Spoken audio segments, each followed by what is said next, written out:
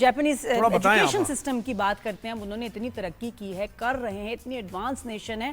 وہاں کیا ہو رہا ہے؟ وہاں یہ ہو رہا ہے کہ جو بچے 10 سال تک کی عمر میں ہیں ان کے ایگزامز نہیں ہوتے, ان کے بالکل چھوٹے موٹے ٹیسٹ ہو جائیں گے, یا یہ کہ ان کو اخلاقیات, ایتھکس, ان کے بارے میں جو ہے زیادہ موٹر سکلز ان کے بارے میں ہی پڑھایا جاتا ہے. زندگی کے پہلے 10 سال صرف یہی اچھے انسان بن جاؤ اور اس کے بعد پھر دیکھیں گے کیا ہوگا. ورکنگ بات ہے کہ اگر 10 سال آپ کی بات ہے کہ اس ماڈل کو لینا, اگر انہوں نے 4th گریڈ تک ایگزام نہیں بھی دیے, صرف اس کو پڑھا ہے, پھر بھی وہ ترقی کر رہے ہیں, پھر بھی اچھے انسان بن رہے ہیں. اور آپ کا بچہ, آپ اسے جو اے بی سی ڈی پہلے ہی وہ 2-3 سال اے بی سی ڈی بھی سیکھ لو, ٹیبلز بھی سیکھ لو, سب چیز, لیکن کچھ ہو نہیں رہا. اور سب سے زیادہ زور جو 2 چیزوں پہ ہے نا جاپان میں, ایک ہے صفائی اور دوسرا سچ بولنا. اور وہ بچوں کے ایسے خون میں آ جاتا ہے کہ آپ آج بھی جاپان جائیں, سپریم کورٹ ہے ہی نہیں, خالی ہائی کورٹ خالی, کورٹس خالی ہیں. ڈسپلن سکھایا جاتا ہے, وہ ڈسپلن نظر آتا ہے ان کی لائف میں بھی اور ہمیشہ ان کے پروفیشنل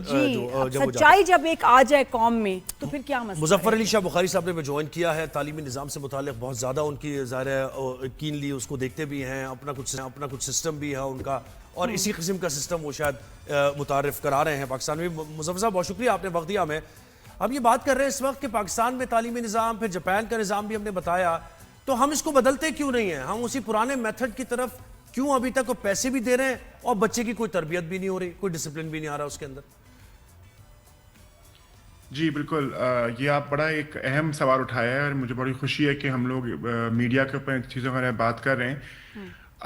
اگر آپ دیکھا جائے ہمارے جو والدین کی جو جنریشن ہے, وہاں پہ ایک بڑا وہ تھا کہ ڈاکٹر بنو, انجینئر بنو, یعنی کہ ایک طرح سے سسٹیننس جسے کہتے ہیں ترقی کے لیے, تو ایک سیٹ فارمولا ہوا تھا جس کی وجہ سے ان کو یہ کہا تھا کہ جتنی آپ تعلیم حاصل کر لیں گے اتنا آپ کے اچھی اپرچونیٹیز ملیں گی, آپ باہر مائیگریٹ کر سکیں گے, آپ کو زیادہ سے زیادہ آپ کو پیسہ مل سکے گا, رائٹ, ایک طرح سے. جس کی وجہ سے جو ابھی سچویشن اتنی چینج ہو گئی ہے, لیکن وہ جو ہماری کنڈیشننگ ہے کہ جو انگریزوں نے ہمیں تعلیم کا وہ دیا ہے, جو کہ صرف کہتی ہے کہ آپ ایک طرح کے روبوٹ بن جائیں اور آپ بس اپنا نمبرز اور گریڈز پروڈیوس کرتے رہیں.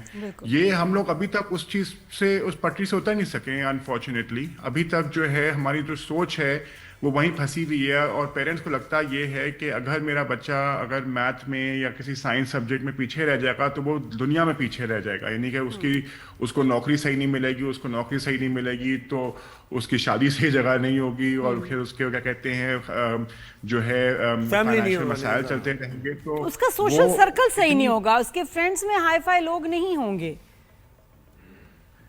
بدقسمتی سے یہ سوچ ہے, یہ دراصل ایک سوچ کا مسئلہ ہے جو ہم کو آگے اس چیز سے دائرے سے نکلنے دے نہیں رہا. بالکل, اور آئرنی ہے کہ دیکھیں وہاں جب یعنی ہمارا والا میتھڈ نہیں یوز ہو رہا, میتھڈ بالکل ایڈورس ہے, لیکن بچے کو سب کچھ مل رہا ہے جو ہم چاہ رہے ہیں. یعنی اس کی لائف بھی ڈسپلن ہو رہی ہے, اس کی فیملی بھی بن رہی ہے, اس کا سرکل بھی اچھا ہو رہا ہے, وہ ترقی بھی کر رہا ہے, اور سسٹم ان کے بالکل ایک ڈیفرنٹ ہے. تو مظفر, آپ نے کچھ ڈیفرنٹ کرنے کی کوشش کی ہے, کیونکہ آپ تو اس پوزیشن میں ہیں with your own institutes and education کا آپ کے سینٹرز, آپ نے کچھ ڈیفرنٹ کرنے کی کوشش کی, اینڈ ہیز اٹ ورکڈ, یا آپ کو اس کا اپوزیشن کو فیس کرنی پڑی ہے پیرنٹس کی طرف سے؟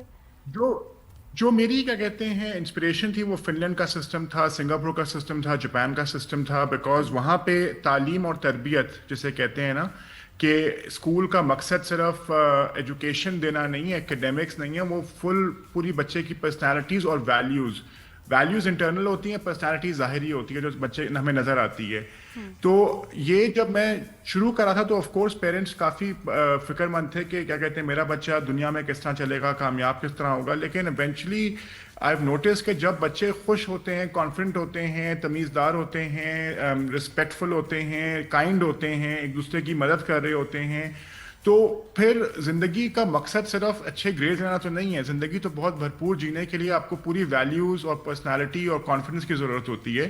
تو ابھی بھی آف کورس پیرنٹس کو کبھی کبھی گھبرا جاتے ہیں کہ بھائی میرا بچہ 5 سال کا ہو گیا, وہ لکھ کیوں نہیں سکتا ابھی تک. تو یہ تو مین میڈ چیزیں ہیں نا کہ آپ نے 5 سال کی عمر میں لکھنا شروع کرنا ہے. یہ کس نے بولا تھا کہ 5 سال کی عمر میں بچہ لکھنا چاہیے اس کو؟ بالکل. وہ 6 سال میں بھی لکھ سکتا ہے, 7 سال میں بھی لکھ سکتا ہے, لیکن اگر اس بچے کو وکابلری زیادہ آ جائے, اس کی کریٹیوٹی زیادہ بڑھ جائے, وہ بچے کو ویلیوز اس طرح کی آ جائیں کہ اس میں یعنی کہ صفائی, ڈسپلن, اپنے آپ کا اپنے خیالات کا اظہار کرنے کا طریقہ, یہ سب چیزیں تو اتنی ایسی اسکلز ہیں جو کہ لائف لانگ اسکلز ہوئیں گی. تو پیرنٹس گھبراتے ہیں, ان کو سمجھانا پڑتا ہے کیونکہ پیرنٹس بھی مجبور ہیں, کیونکہ ان کا بھی تجربہ کئی دفعہ ہو رہا ہوتا ہے بچے پالنے کا, تو وہ ان کو ڈر ہوتا ہے ہم غلطی کوئی نہ کر دیں. اسی لیے ان سے کانسٹنٹ کاؤنسلنگ ان کی بڑی ضروری ہے. صحیح. اچھا میں بس اصل میں سوری چھوٹا بچہ ہے نا, بہت سارے سوال. بالکل. اچھا ایک چیز میں ضرور اپریشیٹ کروں گی, کراچی میں نے دیکھا ہے کہ مظفر آپ ہوں, ندیم غنی ہوں, سمی مصطفیٰ کے انسٹیٹیوٹس ہوں, آپ لوگوں کی نا ایکسپینشنز بہت زیادہ نہیں ہوتی کہ جی برانچز ہیں, ایک ہی برانچ رکھنی اور اس پہ بہت محنت کرنی اور کام کرنا اور فوکس کرنا. میں نے باقی شہروں میں دیکھا ہے کہ جب if something is successful and doing well تو فوراً بہت ساری برانچز آ جاتی ہیں, ادھر بھی ادھر بھی ادھر بھی ادھر بھی. اس کے پیچھے کیا سوچ ہے؟ جو صحیح سوچ ہے وہ ہے ٹیچر کوالٹی. اچھی ٹیچرز ملنا بہت مشکل ہے, اور ایک پرسنلائز سروس دینا جو کہ ہر بچے کو اس کی نیڈ کے مطابق اس کا ایک کریکولم تیار کر دیا جائے, تو وہ ماس پروڈکشن اس کی بہت مشکل ہو جاتی ہے.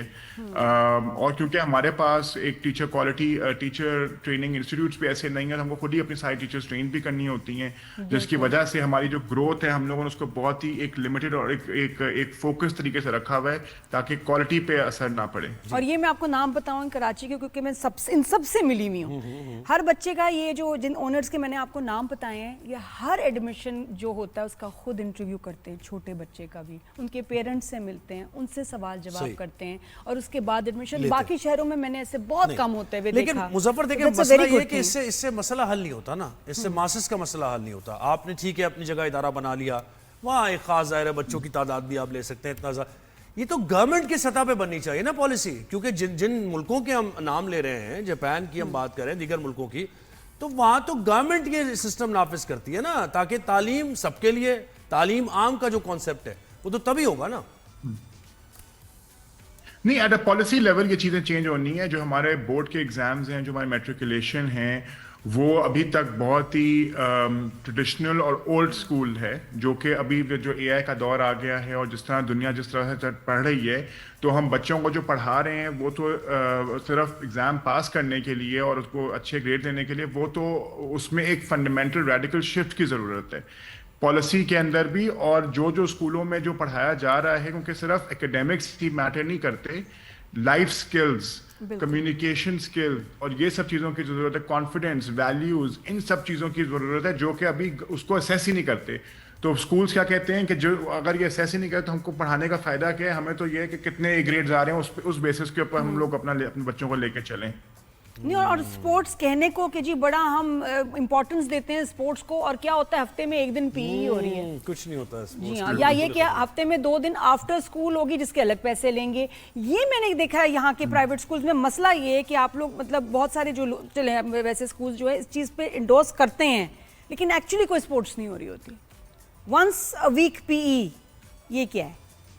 You right. اینڈ اگر اس پہ مسئلہ یہ بھی ہے کہ اگر ہم لوگ پیرنٹس سے بات کریں کہ وہ بولیں گے نہیں میرے بچے کو آپ ایک ایکسٹرا میتھ کا پیریڈ دے دیں, اسپورٹس ایک بھلے کم کر دیں, ہائے ہائے, کیونکہ میرا بچہ میتھ میں کمزور ہے.